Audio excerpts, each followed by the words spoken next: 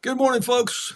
Robert O'Brien here with you, and welcome to Shop Talk 24 with our special guest today is repair expert and guru Ian Davlin, who'll be showing up here in just a few minutes. He's off screen in the green room having a nice cup of coffee here. I'm also doing the same, compliments of the Acoustic Coffee Company. So thank you, everyone, for tuning in. Got a few quick announcements. First of all, thank you, Jim Deeming. Jim Deeming is the person who does my soundtrack here for the opening for the live streams, and he's a fantastic fingerstyle Chet Atkins kind of player, thumb picker. So wander on over to his site, jimsguitar.com, and check out what he has because he's got some fantastic stuff there. Welcome, everybody, and thanks for tuning in. I always appreciate people when they tune in. Also, make sure if you want to be in the drawing today to click on the link that's in the chat box there and become become entered in the drawing. Manuela and Cesar are all the way down there in São Paulo, Brazil. Hey, wait a minute. You're not in São Paulo, Brazil. That looks like you're in my shop. What's going on there? We are in your shop. It's the latest technology. Wow, well, that's pretty amazing. To Colorado today. Cesar and Manuela are actually coming to us from São Paulo, Brazil. And they are not in my shop. That is a green screen that they're using, but really cool. Thanks for putting that together. That's really nice. We're going to be giving away some things today, and Cesar and Manuela will be doing the drawing for us. So you guys stay tuned for that, for some freebies coming along. So I'll be back to Cesar and Manuela here in a little bit. See. All right, let's see if I can get them off the screen. There we go. All right, I'm back. Another announcement here. Click on that link in the chat box there for the free giveaways. And also, don't forget to subscribe to the O'Brien Guitars YouTube channel. So if you please subscribe, it helps the channel grow. And we've all heard that before. Click on the bell icon, blah, blah, blah. But no, really, it does help the channel grow. And also, it lets you know when I'm getting ready to go live again. By the way, just a quick, I'll throw this out there. The next live that is scheduled will be with Australian luthier Trevor Gore, all the way down there in Sydney, Australia. And he'll be talking about the Falcade bracing course that he just launched. So speaking of the Falcade bracing course, let me just see if I can bring that up here. The Falcade bracing course. There's the Lutherie Academy website. By the way, Cesar, not only does he do the drawings here on the live streams, he's also my web developer. And if you go to the main page of the Lutherie Academy, updated yesterday with a bunch of photos in the background, that added a little bit more color to the site. Looks amazing. Thank you very much, Cesar, for doing that. If you go up here and click on the online courses page or tab, you can scroll down and see all of the online courses. There's a ton of online courses there, all categorized for you in alphabetical order. But the latest one is the Falcade bracing course with Australian luthier Trevor Gore. Trevor Gore, by the way, is also part of the Lutherie Academy Advisory Committee, as well as Ian Davlin. He's also part of the advisory committee.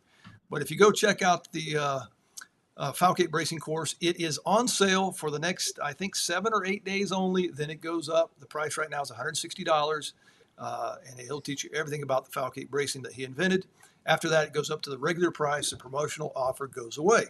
So if you're interested in getting that at the discounted rate, go ahead and get on that. All right. Just a few more quick announcements here, and we're going to get going. I've just returned from the Mark Adams School of Woodworking in Franklin, Indiana, and I'm going to just show you some pictures of this. This is pretty crazy what we did here. We finished, Jeff Jewett and I, Jeff is the finishing expert. He and I finished 16 guitars in 5 days with our students. And I'm just going to scroll through some quick pictures here. There we are in all our glory, doing our thing, demonstrating how to fix things. There's Jeff explaining his awesome, flawless spray technique. By the way, that is a Paduk guitar. And two of the most unforgiving woods to finish are Paduk and zebra wood. And of course, we had a Paduk guitar and a zebra wood guitar in the class. So as you can see, there's everybody very intently listening to Jeff Jewett as he explains his flawless spray technique. And there I am showing how to do spray technique on a mandolin. By the way, Jeff also, who has a sunburst finishing course, showed how to do some sunburst demonstrations. There were 3 or 4 instruments that got burst. There's that zebra wood guitar I was talking about. There's a whole line of guitars there that we hang up in our drying room there in between coats. All of the students did the spraying themselves. Jeff and I very rarely put our hands on that spray gun when it came to the students. There's a beautiful Koa guitar that was being sprayed with some very sexy ebony bindings. There's the man himself, Jeff Jewett. And there I am demonstrating my leveling technique. There's that Purdue guitar getting sprayed. Look at the spray technique. By the end of the week, these guys were professional spraying. I mean, look at how well they're laying down that spray. Very, very little orange peel. I made it very, very easy to level and buff later. So we had a great time. Had a lot of jokes in there and stories, and sometimes Jeff and I would get triggered. We remember a story and we would tell it. So it was a good time. By the way, we're going to be doing that again in July of next year. July, I think around the 10th or 15th, we'll be doing that again at the Mark Adams School of Woodworking. All right. Well, thank you for tuning in, everybody. Just acknowledge a few people. Hey, there's John. John is in Colorado here, so thanks for tuning in. There's somebody from the UK. Nick, hey, how you doing, Nick? Good to see you. A lot of these names are very familiar. So I see a lot of repeat customers here. Melanie, hello, welcome. I believe she's up there in Washington, if I'm not mistaken. There's another one from Colorado, Steve Foss. Thanks for joining in. Rick and Parker, look at that. Well, this is a pretty amazing thing. I go and read all of those things after the fact. I love seeing where everybody's from. So thank you. Even if you're not watching this live, go ahead and put in the chat box where you're from, because I really enjoy that. All right, another quick announcement. In honor of the finishing class that Jeff and I did at Mark Adams School of Woodworking, I've talked to StuMac and I've talked to LMI, and they're going to extend some promotional offers. Originally, it started because of the students at the school. They were going to offer a 10% discount to all the students at the school, but they've extended that to all of the Lutheran Academy followers here on Facebook and YouTube. So I've put in the chat box, I think somewhere there up at the top. I've not pinned them. Oh, there they are pinned. Good morning, everyone. To get 10% off your purchase at StuMac, there's a special link for that. Offer valid until the 14th. Also, LMI is extending a link. Adams 2022 is the promo code that you use when you click on that link, and you'll get 10% off your purchase from them until the end of the month. So there you go. Also, I found out yesterday, if you're into tempered woods, the torrefied spruce type tops, LMI is doing 25% off sale here for the next week. So just go over to their website, LMI, and you'll see that they have 25% off of their tempered tops. All right, enough chatting for me. If you have questions throughout the stream for myself or for Ian, go ahead and put them in the chat box there. I'll try and monitor that as we go along. And here we go. Without further ado, I'm going to bring on the man of the hour, Mr. Ian Davlin, all the way over there on the East Coast in New Jersey. There he is. Let's give him a round of applause, folks. Come on, do better than that. There we go. That's what I want to hear. Good morning, Ian. How you doing? I'm well. How are you doing? I'm fantastic. For those that don't know Ian, why don't you just introduce yourself real quick, Ian, and tell us a little bit about your background, how you got started, and how you got involved with the Lutheran Academy, all that kind of stuff. So how far do you want to go back? You want to go back to when I first started Lutheran, or? Well, you can take it as far as you want. I mean, that goes all the way back to 93. Well, just bring people up to speed real quick. Okay, yeah. So I in 93, I started doing an apprenticeship in Salem, Oregon with a fellow named Ken Cartwright, and worked for absolutely free for 2 years. And that started my career, and went from there and kind of moved around the country, worked for Breedlove Guitar Company and Gruen Guitars in Nashville and Lark Street Music in New Jersey. And then, after the pandemic, I kind of struck out on my own, and I've been on my own ever since. So, and during the pandemic, I also started a Patreon group called Ian Hates Guitars. Mm-hmm. And it's kind of a funny name. I don't really hate guitars. Well, I do kind of, but I think anybody love-hate relationship, huh? Yeah, I think anybody that restores guitars and has been in this for a while, like, you have the idea of what it's going to be like when you're a young person. It's very idealized, and then when you get into the career, you realize it's actually work. So yeah. Well, good. Welcome aboard, and thanks for loaning us some of your time here today. Anybody has any questions for Ian? That's interesting. What is that? Robbie, hold on one second. I'm going to put my headphones on. I got a noisy street, Okay. and just difficult for me to hear. Hold on one second. I'm sorry to do this, but That's all right. can you? Okay, Yeah, that there better? we go. It is. Okay, perfect. Good. So let's go ahead and just start asking some questions here to Ian. Tell me you told me a story yesterday. We were doing a quick sound check here, a little tech check. You told me a funny story about Groom guitars. Can you elaborate on that story again? I thought it was fascinating and hilarious, but what do you think? Well, so Grooms flew me out. I was living in Oregon at the time, and they flew me out for a working interview. And basically, what that was I flew out there. I spent 5 hours on a plane. I get off the plane. I walk into Groom Guitars. They handed me a 30 shade top Martin 0028 and said, "Do a neck reset." And I had something happen that I've never had happen before or happened since. I drilled into the 15th fret to get my steam needle going, and a chunk flew off of the side of the heel on this guitar. And I think probably around that time, that guitar was probably in the $30,000 range, which was, beyond my easily replaceable, right?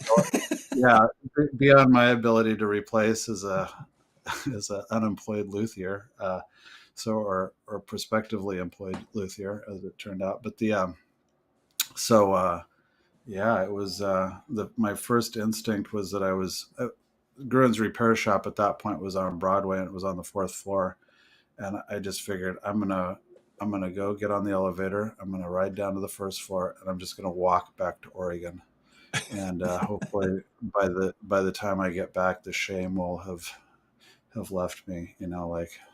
But as it turns out, I was pretty handy with some hasty touch up, and I got the chip back in and got it touched up halfway decent and got it back on, and I got the job. So way to go! It turned out well. Way to go! How long did you work at Groom? I was there for 3 years. Okay. And it was a great time. I was just talking to a colleague from then, and he was reminding me of some of the stuff we got up to then, and we definitely had some fun in Nashville around that time. I'm sure you have a bunch of stories, so maybe you should write a book one day. Yeah. Maybe. You mentioned the repair technique. Your very first job there at Groom, you went to drill a hole in the 15th fret or wherever, and insert your steam needle. Are you still using the steam needle technique, or are you using the hot rod kind of thing? No, I've been off of steam. I don't know. I'm sure somebody must have done this before, but back in 2015, I had a real bummer of a neck reset. It was on a guitar made by a fellow named Krimmel, and it looked like a Martin. And the guy asked me, "Could you do a neck reset on it?" It looked so Martin-y. I was like, "Of course, this is going to be Martin construction," and it was. But as it turns out, Mr. Krimmel was not satisfied with the adhesive powers of normal adhesives, and he put his neck on with JB Weld. Oh my God. And and I didn't know that. I put steam to it, and it, for whatever reason, I'm sure the steam didn't affect the JB Weld, but it released enough to where there was no going back. I pulled up the fingerboard extension, and there I sat with a steam needle for oh my God, probably I worked on that for 15 hours trying to steam that off, and it just would not come. Wow. Finally, in desperation, I wasn't even sure what the joint was after it wouldn't come off, and so I pulled the fingerboard, and sure enough, it was a dovetail. But then I saw the telltale blue signs of JB Weld in there, and I was kind of scratching my head on what to do. And so I went down to Home Depot, and I got the rigid copper for I believe it's probably for grounding your house or something, sinking it into the ground to put a ground off of your box. Right. But I went and I got some of that, and I drilled 2 holes on either side of it, and then I just took 2 of the cheapest soldering pencils I could find and just stuck those on the copper rods. And lo and behold, in less than 5 minutes, the neck popped right out of there. Oh wow! Epoxy or JB Weld is actually very compliant to dry heat. It's just that steam, steam's doing 2 things when it goes in there. First, like on old hide glue, it's great because it turns your neck joint into a glue pot. You get the moisture in there and the heat. Mm-hmm. But like steam as a heat delivery system is pretty weak sauce. And then you also have the thing, you got all that end grain there from the end of the neck, Mm-hmm. and you're immediately swelling things by filling it up with water. So you're kind of becoming counterproductive with the swelling that's going on in there with the steam. Right. So after that, I was like, this is pretty slick. I wasn't prepared to like go to like drilling, because the rod's pretty big. I wasn't prepared to like drill these monster holes into every fingerboard, but I got online and found out about cartridge heaters, and I got some 1/8 inch cartridge heaters from a company called Tempco. Okay. And the first 1/8 inch is still a fairly large hole. And Yep. the first one that I did, I couldn't believe it. The neck came off, and it was a Martin, so it was whatever. It was, not an impossible pull, Right. but it came off so easy. I just started laughing, and after that, I never went back. Well, because like I can hide an 1/8 inch hole under a fret. It's not crazy difficult to do. Right. Some people obsess about that, and to them I say, like still use the steam and the needle. That's fine. Yeah. And certainly, like I would, if I had like a nice old, 60s Martin with a beautiful, Brazilian rosewood fingerboard, I'd think twice. It's one thing on ebony to hide that hole. It's a entirely different thing to hide it on some Brazilian rosewood. Right. So I showed a friend of mine in New York, Alex Glasser, who used to work at Griffin. Mm-hmm. And he liked it so much, he started using it, and he contacted Frank Ford and told him about it. Right. And I think Frank talked to Dan about it. That's how the heat stick from Stu Mack came about. But Frank actually just pulled the ultimate genius move. He got onto McMaster Carr and got 16th inch stainless steel tubing, some nichrome wire, and some insulation, and hooked up these really remarkable little resistance heaters. And you just kind of power it with a DC power supply. And that's what I've really been using ever since. I did have a heat stick, and I used it quite a bit. I lost it. I can't remember what I did with it, but I mostly use the little guys. Now, a member of my Patreon, also Doc, if you're not into building up those little resistance heaters because they're a little fussy and they're a little fiddling, Right. This fellow from my Patreon group, Doc, sourced these foam cutters from China. They got like a handle on them. I think they're for cutting foam for packing and maybe for doing artwork or something like that. But they're also a 16th inch, and they have like a screwdriver handle on them. And you'll see guys on Instagram now, there's a couple examples of people using those to great effect. And I think Mark Stutman from Folkway has even given up the steam pot. I don't know if completely yet, but I know that he reached out to Doc to ask about those heaters. Oh, interesting. Way to go. Congratulations on that. You're benefiting a lot of people by spreading that word. Well, I haven't used steam for, I don't know, probably since 2015. I think from that first cartridge heater pull, I was like, what was great about it too was cleanup was I had literally turned the neck joint into a glue pot. And when the neck popped out, all of the glue from the entire neck joint had pooled at the bottom of the mortise. Right. I just flipped the guitar upside down. All that glue ran out. And by and large, I mean, other than a little bit of sanding, that was my cleanup after the neck was out of the guitar. Wow. Great. So that was really exciting. I got a bunch of questions coming in here. If you're up for answering questions, Ian? Yeah. Here we go. Here comes one from Steve Foss. Steve Foss is here in Colorado up in Fort Collins. He's a former student of mine. He says, Ian, please talk a bit about how you assess a guitar to be repaired and then set a price for the work. That is a fantastic question. It is a really fantastic question. We talk about this on my Patreon a lot. And matter of fact, we have two fellows that have been in the game for a long time that go about it completely different ways. We have a fella who does a lot of work outside of New York City, Doug Proper from the Guitar Specialist, and he charges a lot of money for his repair work, and he just basically lets it average out. Some projects take longer, some projects take shorter. In the aggregate, he's gonna make money on the projects, and that's his technique. We got another fella, Alan, who's down in North Carolina now. He was a compatriot in New York City, or New Jersey area for a long time. He just puts a timer on everything, and however it shakes out, that's what the customer pays. And I think there's on pricing, I probably gravitate more towards the charge more and let it shake out in the average, because it's really tough for me. I've got a little bit of social anxiety, and it's really tough for me to tell somebody they got a $10,000 bill, because it took me a long time. Maybe right. I need to rethink that. But so assessing guitars is a big one.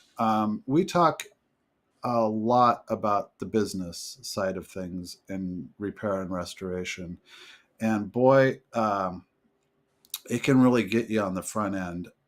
One of the things that I've moved to recently is I'm not going to do a bid while the customer is standing there with a guitar that they just brought in anymore. Right. It seems very reasonable to do, but in no other field, I can't think of another field where people are expected to do that. Like amp guys don't do that. You take your car to the mechanic, they don't immediately stop what they're doing to look under the hood and give you a detailed bid on what it's going to be. And I just feel like it puts, when you do things when the customer is standing there, it feels like great customer service. You're providing the customer with, they don't have to wait for a call, but it really tilts the balance of power in that relationship away from you as the business person. Right. For whatever reason, it seems to be standard operating procedure, because people really have an expectation of it, but I'm old, I'm getting more selective about stuff. And honestly, like those type of things, when I make those decisions, if the customer is unhappy with it, it's not a big deal for them to find somebody that does, business the way that they need it to be done. And, right. I hope that answers your question. Yeah, that's always been a tough one I think for most people. What I did in the beginning is I kind of figured out how long it would take me to do a job, and I would charge my hourly fee. And then over the years, I've adjusted that, so I do know exactly how much it takes me to do a job now, and I just kind of a set fee. So that's how I did it. Yeah, I think that's pretty natural. So I'm 52 now. I've been in this game a long time, and I've seen a lot of repair work come through, and it's still the amount of variables involved is still impossible for me to predict. Right. So yeah, the pricing's it's a known thing. Like it's very difficult for guitar repair guys. So right. You mentioned your Patreon page. I'm gonna first of all, let's do a giveaway, and then I'm gonna bring you back on. I want you to mention your Patreon page for all the viewers, if that's okay. Yeah. All right. So let me get Ian off the screen here, and now we're gonna go from New Jersey all the way down to São Paulo, Brazil. There is Cesar Manuela. Heck, I'll even give him a full screen. Look at that. They're not Ian. Let's get Ian off of there. Let's see, where's his at? There we go. And let's bring up Cesar and Manuela. And Cesar, why don't we give away, man, this is just so weird. It looks like you're in my shop. That's funny. We're going to give away, how about one of Greg Maxwell's setup and repair videos? Perfect. All right. So if you wanted to be in the drawing, you had to click on the link and enter your email and your name. So go ahead, do your thing there, Cesar. So we have 37 participants in this drawing. So Manuela, you can go ahead. Here we go, a random number generator there. Let me get your names out of the way there so we can see that. Number 21. All right. 21. So let's switch to the spreadsheet. And number 21 is, let's see. Rich Haas, right here in Someone Parker, from Colorado. Parker. What are the chances of that, huh? Yeah, That's that's funny. perfect. All right. So, Rich Haas, you will be getting an email from Yeah. Cesar. And congratulations. You have won Greg Maxwell's setup and repair video. Congratulations. Thank you very much, Cesar Manuela. We'll be back in a few minutes for another drawing here. All right. Now, let's bring back up Ian here. And Ian, you're going to talk a little bit about your Patreon page, huh? Yeah, it was. It's been up for, I think we're coming up on 2 years now, and it's been pretty awesome. I have guests on, and that's certainly part of it. Let's see. This week we've got Ryan Thorell, who's a fantastic guitar builder, and then the next weekend we have TJ Thompson is coming on to talk to us about his new router bases, and I'm sure I'll probably pry some bar fret information out of him, and you know, like all that kind of good stuff too. Sure. I have a couple of his router bases here in the shop with me. Yeah, they're pretty awesome. They're well thought out. The lighting scheme on them, the dust extraction port. They're just really well thought out and clearly designed by somebody that cares about evacuating garbage out of fret slots, for instance, which can be, speaking of that pricing thing, like when you pull frets out and you've got a lot of glue in the slot from the previous refret, that's one of those variables where you're like, how do I call the customer and just tell them this is going to take longer? Yeah. And now, because of his router base, it's probably not going to take as long. Right. He's also got some 20,000 bits coming that he swears he can make brand new fret slots through ebony without breaking, which I'm really interested in seeing those.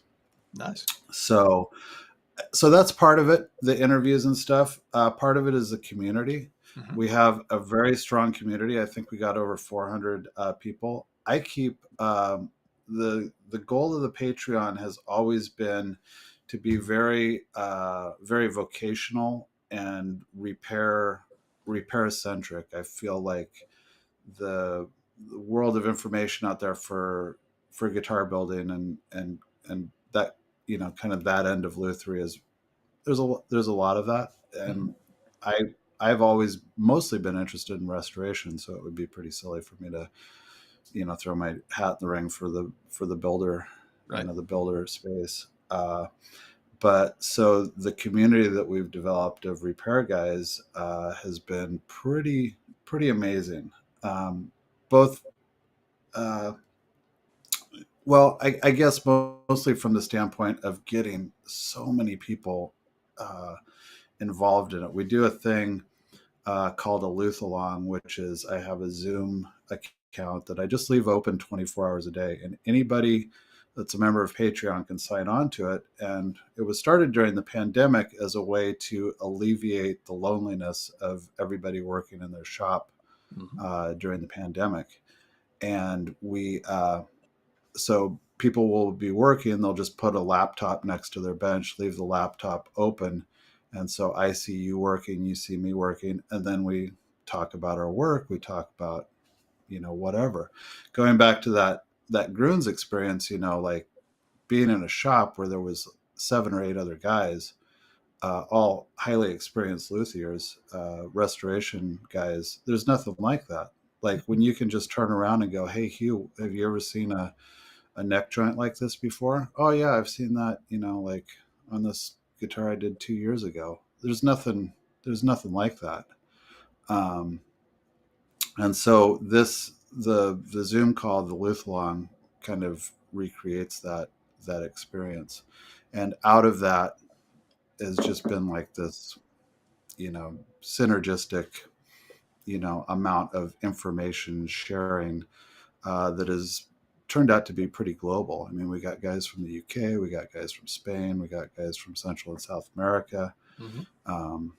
And it is, of course, people from Canada. We let people from Canada in. That's fine. Good, because there's a few watching now. I know. We love our Canadian Canadian people. But so that's part of it. And then out of that, kind of like the hyper sharing of information, I started something called the Ding Kings, which is a separate tier, Mhm. where we get into like some of the nitty gritty on stuff. Certainly we discuss a lot of interesting stuff during the interviews, but this is like the Ding Kings is where we try to actually teach techniques. So to that end, we do things like I produced these work boards. This is kind of a version of SG Red, and we'll wound the boards and then go through, and I'll teach like how I would approach touching it up. Sometimes we have guests come in and teach how they would, fill the defect and then touch it up. And Right. it's a real value. We've got coming up, I don't know how many repair people have struggled through maple fingerboard refret before. Yep. But the guys, speaking of the community, I've got the fellas from Fountain City Guitars. They're also the Sife guitar manufacturers, and they produce these work boards for me. So we're going to chip up some old polyester.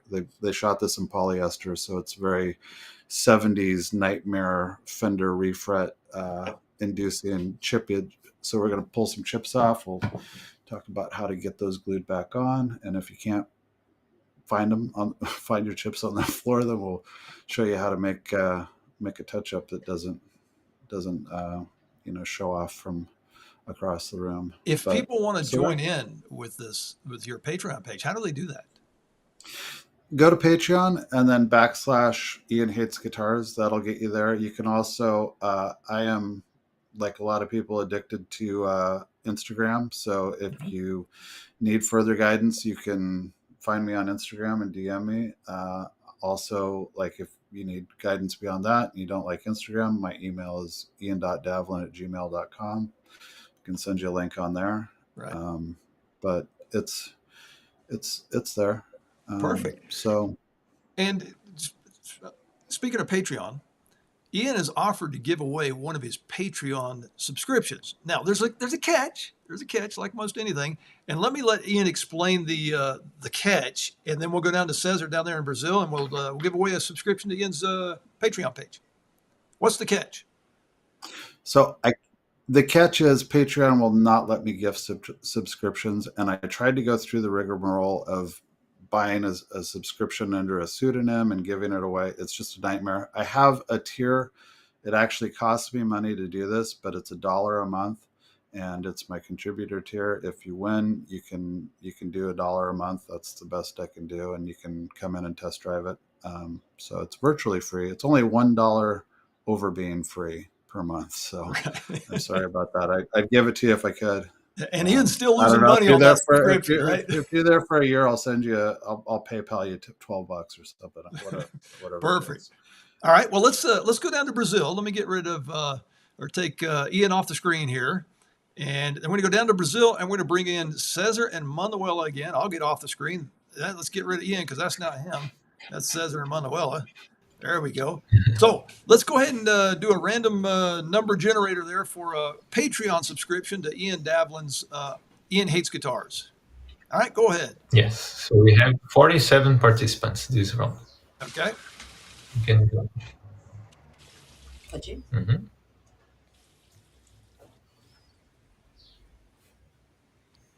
Number 2. Boy, way at the beginning there. Way at the beginning. So let's switch here. And number 2 is Gary in Arizona.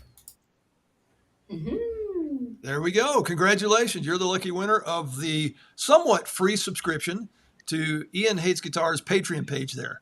So Cesar, would you please send that email to me, and then I'll pass it on over to Ian, sure.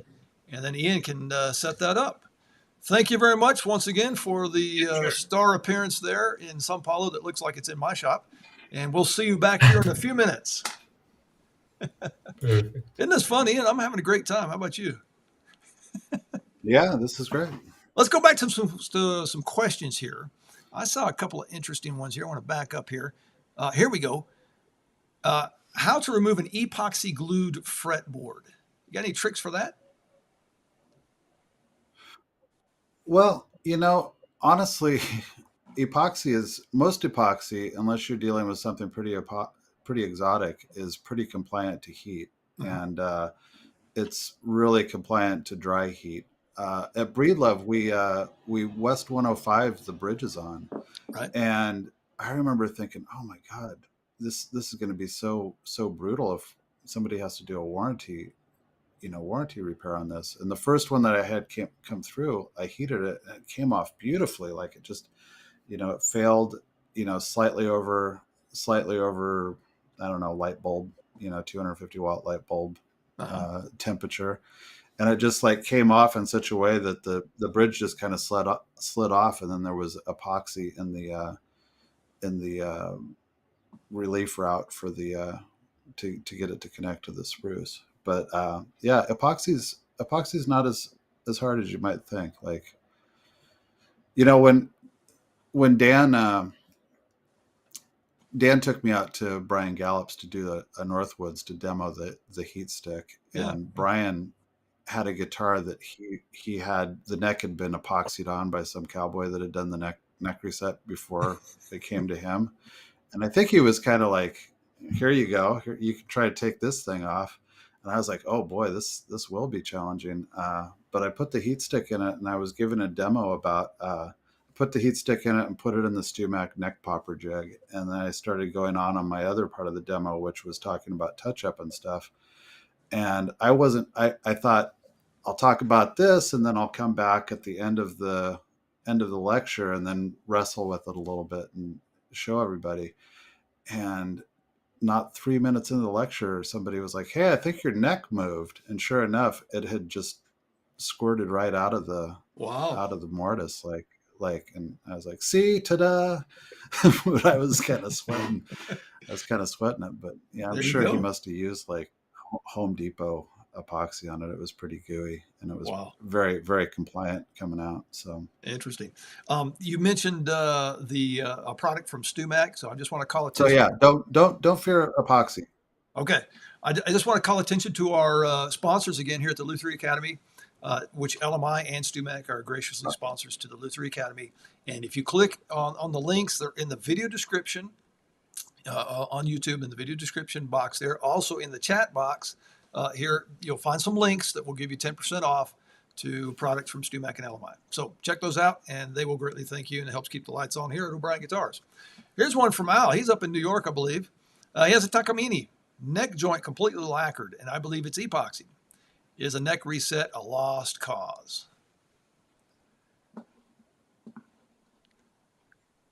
I don't know. What do you think? You know, they certainly can be. Yeah, I mean, there's sometimes it's not cost effective to work on some of these guitars. I will say that if it's an inexpensive guitar and you're not really concerned with how it looks, Robbie? Are you familiar with the old technique of taking the flush cut saw and sawing down sawing the neck and putting a screw in it? Are you Yes, familiar with that old yes. cowboy technique? I've never done it, but yes, I've heard of it. Uh-oh. You still there? Like in certain circumstances, I think we're having some bandwidth issues. I'm not sure if it's my end or your end. No, you're but, okay. In certain circumstances, I think that's completely appropriate. However, I'll say, like, time has marched on, and those oscillating saws from Home Depot work awesome for that. One thing I'd say tip wise is to put some like Johnson's paste wax on the blade so it doesn't heat up the finish, and maybe put some tape down. But you can really make short work of that project of taking like a $150 guitar that doesn't play, Right. and is never going to be valuable, Right. and turning it into a functioning instrument pretty easily. Wow. Amazing. So That reminds me of a story. In fact, it was Cesar down there in Brazil, my web developer. His father, years ago, converted a 6-string classical into a 7-string classical. And I actually did a write-up for the Guild of American Luthiers magazine about it. And he'd use that technique, saw the neck off, that kind of stuff. So pretty crazy stuff. I mean, major surgery. Yeah. Major surgery. Don't try this at home, boys and girls. Here's Don't try it at home. And here's a question from Bo, right here in Grand Junction, Colorado, about 3.5 hours west of me. So, Ian, do you always factor in a refret with a neck reset if it needs a wedge? Great question. So I pretty much only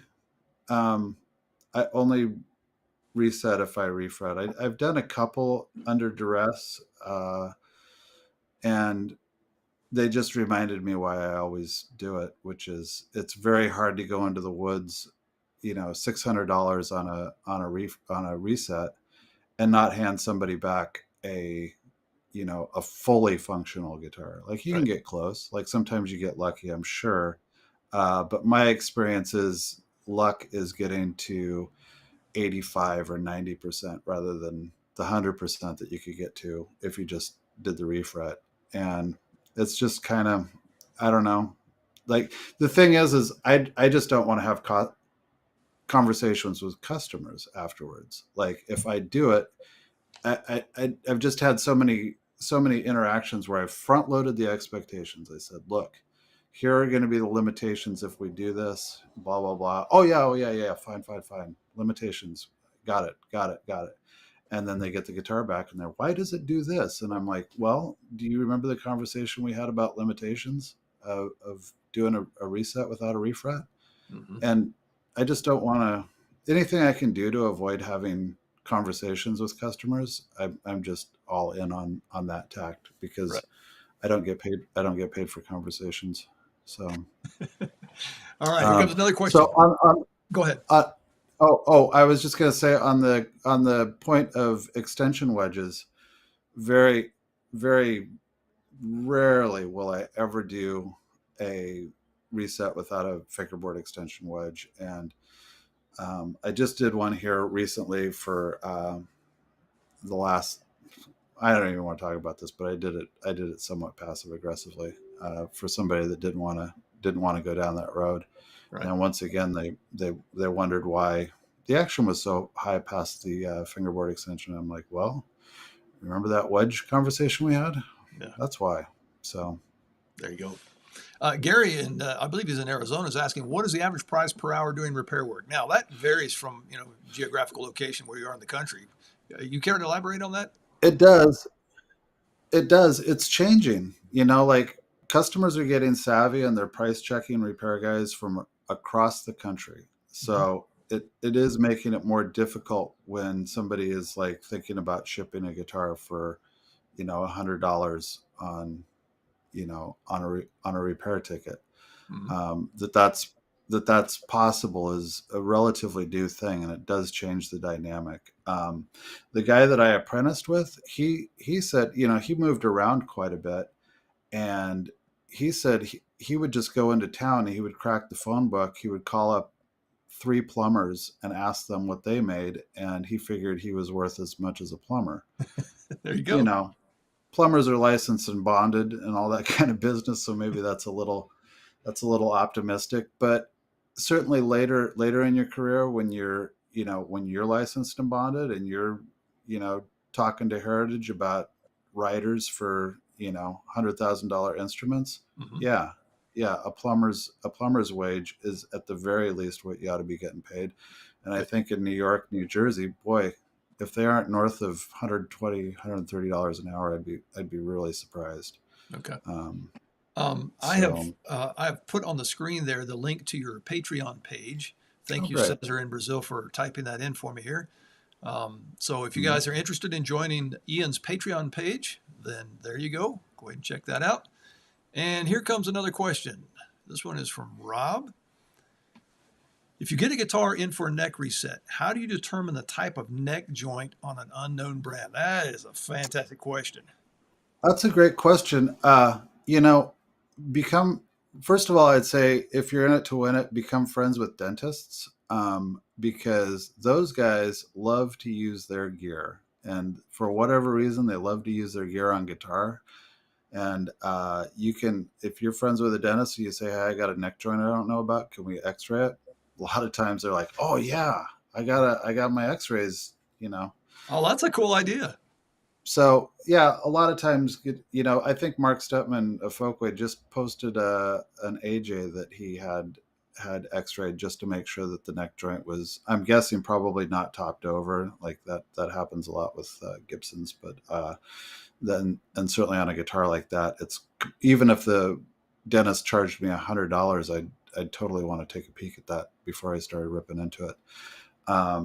So the other thing too is Frank Ford's forum, frets.net, has a thread going of, I think they call it Neck Reset Gallery or something like that. And Okay. it's just basically a compendium of neck joints and oddball neck joints. And, you know, so there's that. We're starting one on my forum too. I certainly have the link to it, link to the Frank one. I don't really want to step on his toes on that. So, Yeah, if somebody but wants to yeah, put I that link up in recommend the chat box. frets.net.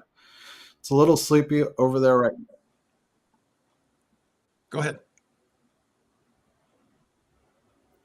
Oh, did we lose Ian? You're still there. Having bandwidth issues one more time, but You're back. I think we're good. Yep. Yeah. All right. Let's see if we can get another question up here. Here we go.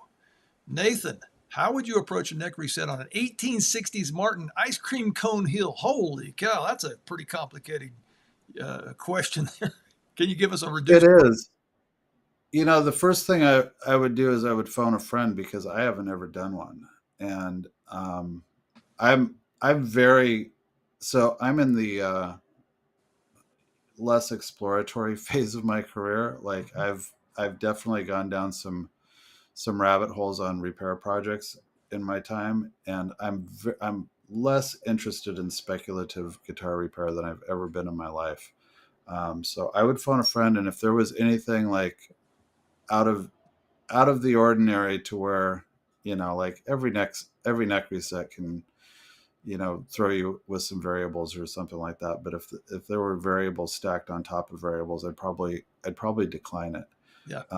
One thing about those guitars is they're, and it's unfortunate, but they're just not valuable enough to eat through endless amounts of time messing with. Yep. And so it's probably, you know, best to case those things and hope that maybe someday, 60, 70 years down the line, they are valuable enough to take seriously a, you know, some kind of crazy restoration angle on it. Because right now, a lot of times they're just, you know, if you want to do a labor of love, that's one thing, but I need to get paid. So, yep. Ian just gave some great advice, and I don't know if all of our viewers picked up on that. It may have gone over the heads of everybody, so I'm going to repeat this one more time. He said something about declining the job. And I find that the older I get, and the more, you know, I've been doing this for a long time too, sometimes it's just better to just say no. Make your life a lot easier. Yeah, it dawned on me once that I'm in the service industry. I'm not in the public service industry. I'm not the DMV. You don't come to me and then I've got to like deal with you and then hand you a driver's license at the end of the proceedings. Like, right. I'm not, you know, it's not McDonald's. I don't, you know, like I don't even need to hand you a cheeseburger, you know, like I can just go, no, I don't feel like it. There you go. It's a good position to be in, and one that you probably more people should take more advantage of that option. Well, yeah, you know, like it's very easy for me to say at this point in my career that, you know, like I'm doing that. But when I look back on my career, I should have been doing it earlier, not from the standpoint of, you know, being arrogant or whatever, but it's just, you know, like the amount of times I've gone into these dark spaces on repairs and just been like, oh my God, what am I doing? I'm making no money. I'm, you know, like, and certainly some of that has led to innovation. Some of that has led to new skills and stuff like that. But at some point you got to go, you know, I can't take on these basket cases. Yeah. Just say no. So. Here comes a great question about getting unattainable hardware. For example, I have an old Stella guitar that's completely missing one of its tuners, which are unlike anything made today. What is your approach on unattainable hardware? Finding parts for things. That's sometimes a problem. What do you do in that case? It is one of the things I would say is, develop relationships with the vintage shops. It's tough. It's tough to get an in with those guys, but like my phone a friend list includes George Gruen now. So if I needed something, I could call him. I don't know how to tell you how to forge those relationships, but the other thing too is the world of rapid prototyping is unbelievable now. Yep. So just as important as it is to have a relationship with somebody like George, have a relationship with somebody that's got a small CNC mill. Get in with those guys or do it yourself. Like, I had a guy on my Patreon early on. I can't remember. He's a tool maker, Skyscraper Guitars. Okay. And he bought a used Tormac for $10,000 to prototype his tools. I'm sure he could prototype a gear for a Stella guitar, Right. a barrel, a button. It's doable. And yeah. StuMac, one of our sponsors here, has also gone into some replica type, tuners and things like that. So you can, cruise along some websites, and some of the parts are becoming more and more readily available here. Go ahead. Oh, go ahead. No, go ahead. Oh, we were just singing the praises of the golden era StuMac tuners the other day on the Luth line. Can't believe how many times you put them on, and you're like, oh my God, the screw holes even line up. Yeah. I've had to use them on more than one occasion. Here's a little compliment for you, Ian. Look at this. This is Larry. He believes he's down in Alabama. Hey, Robbie and Ian, I've enjoyed learning from Ian and these amazing luthiers that Ian has connected with on Ding Kings. Robbie, Ian is a great addition to your Lutherie Academy. Howdy from Alabama. There you go. Wow. So you guys check out Ian on his YouTube page, also his Patreon page. Let's see here. That's awesome. Here's another question. We're talking about the unattainable hardware. This one is, how about tuners for a Martin Tipple? Oh my gosh. Any ideas where to find that? Yeah, I don't know what to say about that. I mean, there's enough of those Tipples out there. They're all of them have one foot in the grave and the other on a banana peel, just tearing themselves apart with that string tension. So, it does seem like you should be able to find a destroyed one on eBay pretty quickly. So. All right. I think it's time to give away something again. Ian, you have a little product that you 3D print. You want to give away one of those? I do. I can give this away. So this is a fingerboard extension thing that I made for a 56 D18 that I was working on. And if anybody's used the StuMac Jaws 2, you know that the little call that they give for going under the fingerboard extension is oftentimes it kind of wiggles and stuff like that. This was developed for two reasons. One, to work with Jaws 2 a little bit better on Martins, so that the popsicle brace would go right here, and then your brace would go right there. I cover these with cork too. But it's also, like if you need to get the StuMac scissor jack up under there and then jack it up, that will work as well. So it works well with the fret buck, works well with the scissor jack. It works well with the Jaws 2. So can I share a screen and just kind of show? Sure. Yeah, go right show ahead. this really quick. Let's see if we can get you up here. So one of the things that let's see here. And let's see, I think I can do that. There we go. How about that? One of the things that you get access to with the Patreon is you get access to our Gilded server, and this is basically working like a forum. There was a lot of questions about pricing and all that kind of stuff. We've got a whole section here on business and customer relations, which is turning into quite a nice little spot for people talking about pricing, talking about customer relations, talking about those insane people that you're like, how do I handle this? He just wrote me a crazy Yelp review. Like, what do I do? All that kind of stuff. So, and we're getting it from, getting information, not just from me, but from really a pool of really, really talented people and people that are talented, not just at the guitar repair aspect, but talented at that customer relations aspect, which, like almost every guitar guy I know is probably got some kind of social anxiety, not great at, kind of confrontation and stuff like that. Working in the Northeast in the New York area has certainly, it's been immersion therapy for me in dealing with the difficult to deal with. So, I've got some notions on this, but anyway, so getting back to this item, we have a thing on here called Luth prints, where we're kind of into modern stuff, and so Luth prints is our compendium of different things that people designed. I designed this thing; it's up here. So here is this, in its form, and here is the Google Drive where this file lives. So if you have a 3D printer, you can go and grab this file and print it for yourself. I'm happy to send you one for winning the contest. But if you join the Patreon, you can also get it just by printing it. So also we have all of these things that other people have from the group have posted. Fret beveling file holder. One of the things that Mike Brower did, this scissor jack, which he doesn't have an example of it, but we also have this from Tyler Geske, who is an outstanding guitar repairman out in Seattle. But he made this like trapeze net that hooks onto the StewMac red vise.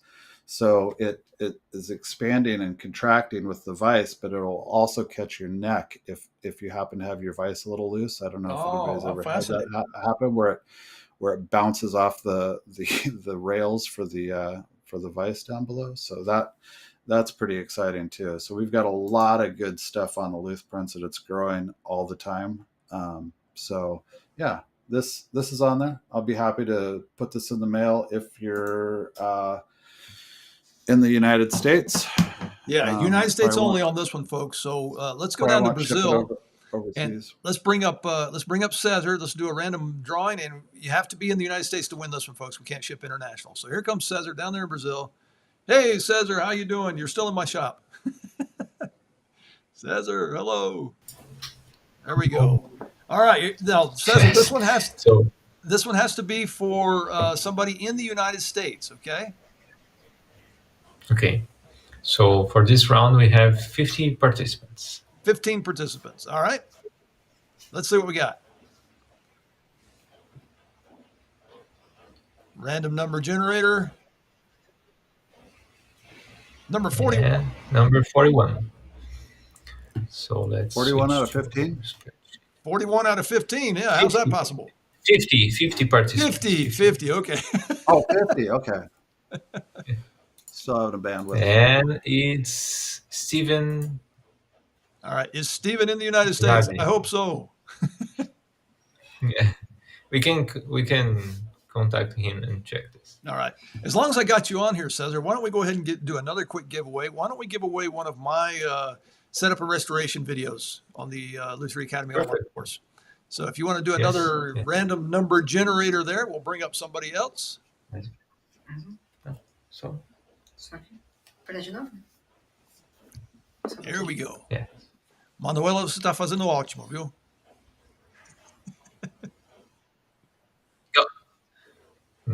My goodness. 41 again. Is that even possible?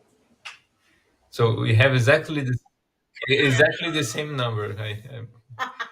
Wow. That's never happened before, but my God, you need to go to Las Vegas and play the lottery. Yeah, never happened. All right. Yeah. Fantastic. Thank you so much. Send me the email address to the person. Smiled upon Steve. Yeah, man, I tell you what, he needs to go to Las Vegas. Thank you, Cesar. We'll be back in a few. All right, man, that was pretty amazing. I don't think we've ever had the same person win twice. Oh, I forgot to say, I saw in the chat group here that Gary has he already has a Patreon page, I think. Where did I see that? Let's see. Where did it? Oh, there we go. Hey, you guys, I really appreciate the win, but one of them, I won one of them last week. Could you please let someone else have a shot at Ian's gift? That's very generous. I appreciate you saying that, Gary. So why don't we go back to Brazil real quick, and let's bring back up Cesar. Cesar, I'm going to put you on the spot. We're going to do another one for one of Ian's yes. Patreon page. Can we do another one? Come on, 41. 41. Yeah. What do we got? Yeah, 41 again. Number 15. Oh, 15. So let's check who's 15. Number 15 is, let's reveal. Rob McAllister. Congratulations. Yay. Rob McAllister wins. Yay. All right, Rob. Thank you very much, Manuela and Cesar. We'll be back. Very good. All right, let's bring Ian back up here. Ian, we're getting close to our time limit. I try and keep these to about an hour or so. I got just one or two more questions I think we could do here. Let me see. Let me scroll back down to the chat box here. Where was one I saw that I really liked? Here we go. Oh, this is a great question. Ian, how do you feel about mixing old finishes like nitro with modern materials like CA glue for repairs on an emotional level? I'm actually very comfortable with things just looking visibly okay. So if I'm going to have like sheen problems, or if something's going to stick out like a sore thumb, then I'm probably not going to use it. So CA repairs on nitro tend to look pretty good, especially with the fill and finish products from Glue Boost from Rick. So if it looks good, I use it. I'm complete agnostic when it comes to adhesives. I use a lot of hide glue. I use it where it counts. Neck joints, 100% hide glue. Bridge reglues, 100% hide glue. But boy, I use epoxy too. And when I'm gluing in a top spline, I'm not going to use, something that's going to make things swell up as I'm trying to push in like a tiny 20 thousandths, sliver of spruce into something. It's just ridiculous. So complete agnostic when it comes to kind of some of the more ethereal notions about what makes good craftsmanship and what makes hasty cowboy jobs. Right. I think all products, whether they're finish or their adhesives, have their place in guitar repair. Okay. Well, we've pretty much gone a little bit over our time limit here. I try and keep these to an hour. Thank you so much to Ian. A nice round of applause for Ian. Thank you for showing up. Nice round of applause for Cesar and Manuela down there in Brazil. Thank you for random number generators down there. And thank you, everybody, for tuning in. I certainly appreciate everybody that tunes into the Shop Talk live streams here. I think that this is such a hot topic that we definitely need to have Ian, I keep calling you Eon. I don't know why. Ian back on. It's all right. And perhaps we could maybe even bring along Dan Erlewine for Shop Talk. That'd be kind of fun to have both of them on at the same time. All right. So thank you very much, everybody, for tuning in. And we'll be in touch with those that won the prize. And I'm going to go ahead and say over and out. Happy building, folks. Thank you, Ian. Take care, guys. Thank you for having me.